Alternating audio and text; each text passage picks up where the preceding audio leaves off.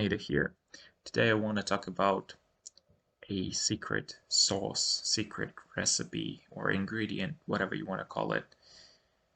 Basically, it's about loudness, coloring your sound, and saturation.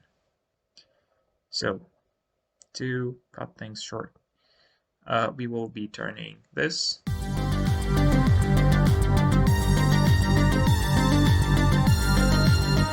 sounds okay, but it's quite boring and dull-ish, in my opinion, into this.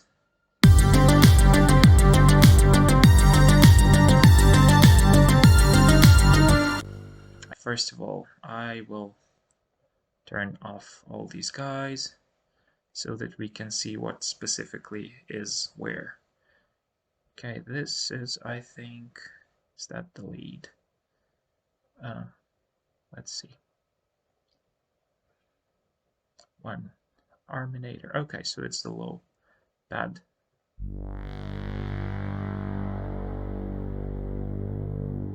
I'm using here one of my favorite free plugins. By the way, all of these are free, just in case. I will leave the link down below the video description.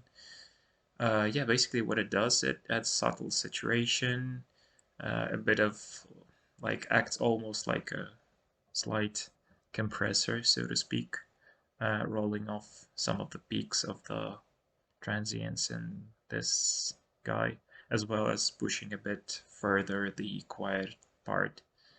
And also I increase the trim level here just to boost the overall RMS slightly. So yeah, this does all three things. First of all, it saturates the sound. Second, we slightly compress it, and then we increase the overall loudness. Again, slightly, not too much.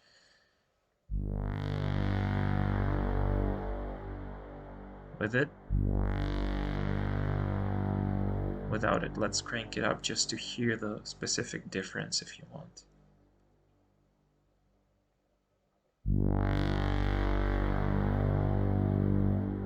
Okay, it adds this like crispy-ish, analog-ish flavor, if that makes sense.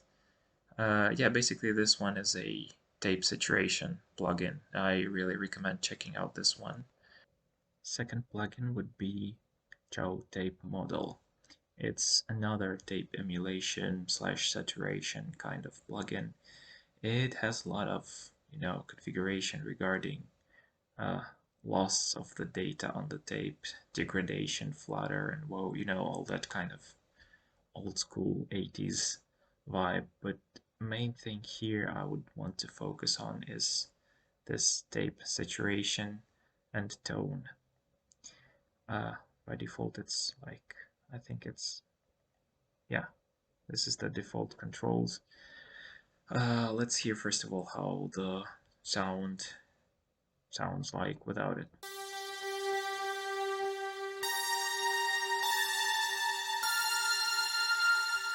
Okay, it's a good one. Let's add some saturation, a little bit of drive, and bias, as well as try to shape tone. Slightly more treble, bass maybe a bit less. Yeah, and the frequency would be around 1K, I would say. Somewhere like this. So what do we have now?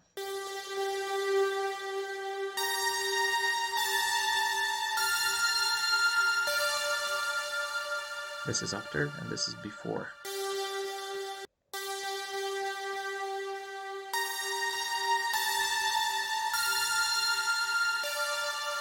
Okay. Third, what do we have here? Nothing. Oh, we have my favorite stuff as well, which is OTT, and again followed by CHOW tape. CHOW tape just to, kind of, okay, I'll try to explain it this way. Everyone knows OTT, right? The default preset looks something like this, and yeah, while it sounds okay, I think ideally, yeah, this is the bass, I think. Without these two guys, the bass sounds like... What OTT does, it brings up all the frequencies to a similar-ish level. And by all frequencies, I mean the 3 bands that it uses, and then compresses everything that goes above the threshold. So this is where it brings up to, and this is where it compresses. And yeah, by default, sound of the OTT brings a lot of sizzle. That's cool, yeah.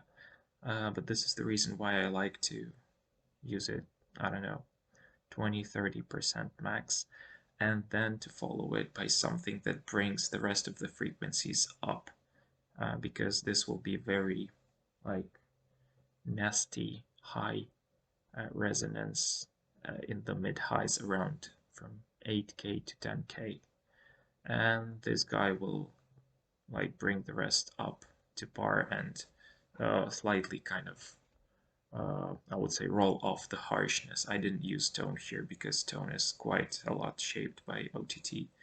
And yeah, so they together sound like this.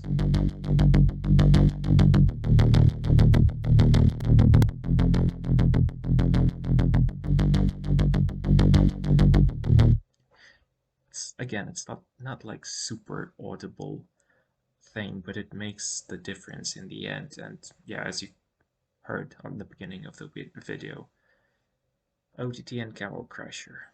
That's another good story. You've heard what OTT does, and Camel Crusher is another one of those kind of bring it back things. It's a distortion unit mainly. It has a filter, it has a compressor. By the way, the compressor, you should be like aware of what it does specifically, because for super fast stuff it doesn't recover on time and you can't really control it. So it will be more on the slower side of things. If you need to work on fast transient basis, you should rather turn off the compressor here. Yeah, but it also feeds...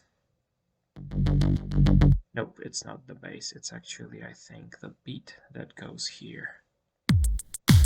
Yeah, exactly. Let's turn these guys off, and you will hear.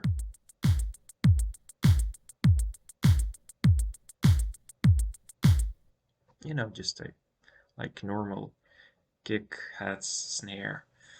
But, you know, when we play this beat together in the mix, I'm pretty sure you can hear it. It gets lost quite fast in everything that happens there. While OTT brings up the high end, Camel Crusher brings a bit of volume overall and adds a bit of saturation, both tube and this Mac distortion. I think it's more of a transistor based one. So yeah, a bit of this, a bit of that, and a bit of compression, and we have something like... which is clearly audible in the mix.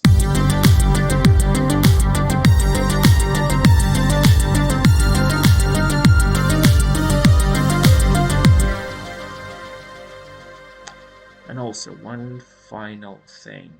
It's this guy, SGA.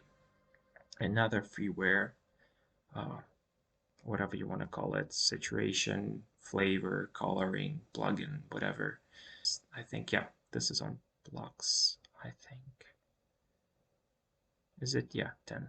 Okay, so without this guy. I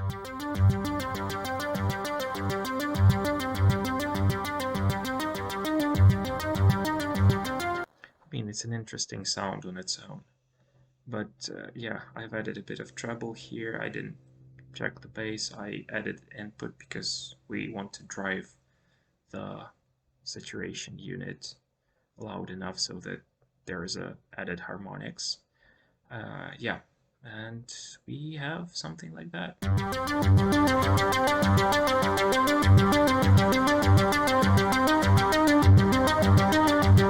It's like super warm sound, and it helps it cut through the mix as well. So overall, when we like turn on all the saturation units, I just want to make sure that everything is turned on. Yeah. we get this, and it goes like this.